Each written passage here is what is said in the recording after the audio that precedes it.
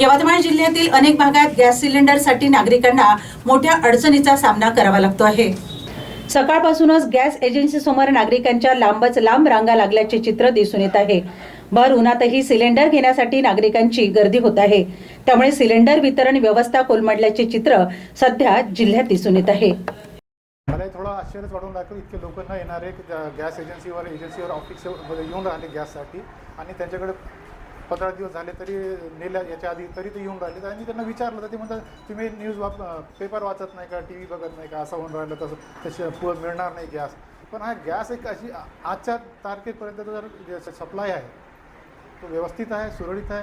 आमच्याकडे पर्याप्त साठा आहे, जितक्या बुकिंग आहे तेवढा साठा आमच्याकडे आहे। बुकिंगा होऊन राहिल्या, हां काही बुकिंग ग्राहक जास्त करत असल्यामुळे ते बुकिंग जे नंबर्स आहे ते थोडंसं त्याच्यात बुकिंग करण्यास लोकांना व्यत्यय येऊन राहिला, साईट जेवढी ठप्प होऊन राहिली। तर तो लोकांनी पॅनिक होऊ नये आणि गडबड करू नये, लागल्या आवश्यक असल्यावरच बुकिंग करावी।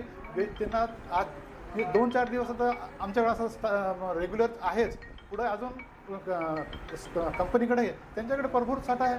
त्याच्यामुळं मला नाही वाटत की काही असा तुटवडा, फक्त हा कृत्रिमच आहे। लोकांनी अफवा पडल्यामुळे जास्त लोक येऊन राहिले क्षमतेपेक्षा, त्याच्यामुळे ते गर्दी दिसून राहिली असं चित्र आहे। जे लोक शांत आहे ते पण जे घरपोच घेतात ते लोक येऊन राहिले, आणि जे गावात घेत होतं ते पण इथेच येऊन राहिले, संपर्क करून राहिले।